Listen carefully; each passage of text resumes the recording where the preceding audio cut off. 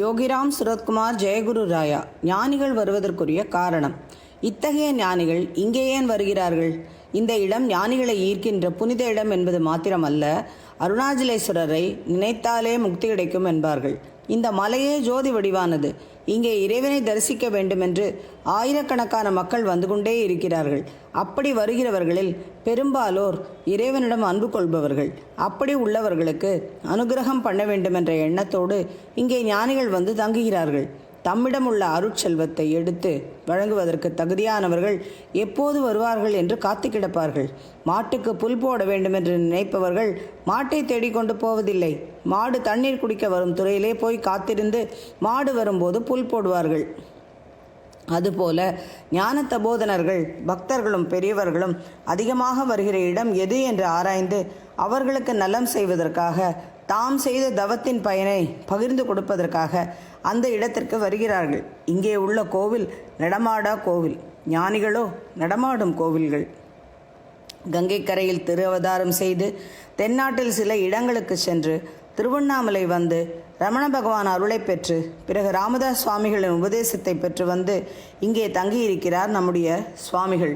இங்கே இருக்கிற இறைவன் வெவ்வேறு தலத்தில் வெவ்வேறு பெயருடன் எழுந்தருளி இருக்கிறான்.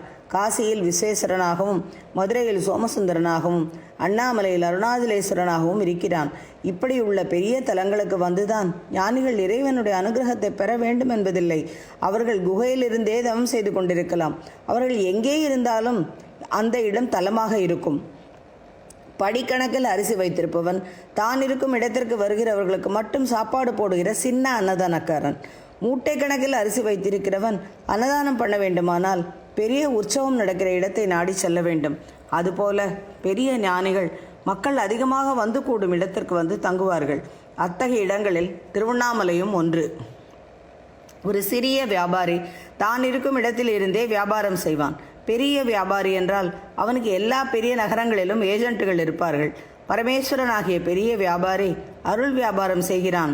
அவன் எல்லா இடங்களிலும் ஞானிகளாகிய தன் ஏஜென்ட்டுகளை வைத்திருக்கிறான்.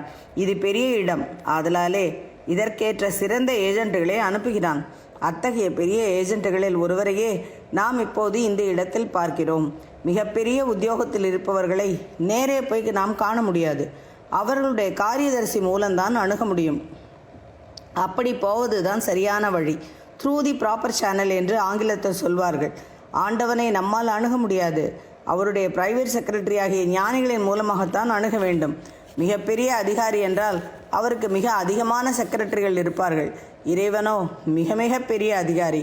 அவனுக்கு எத்தனை காரியதரிசிகள் இருந்தாலும் போதுவதில்லை. அவனுடைய அருளாணையை எல்லா இடங்களிலும் பரவச் செய்பவர்கள் அவனோடு நேரடியாக தொடர்பு உடையவர்களாக இருத்தல் வேண்டும். அவர்களே இந்த ஞானிகள்.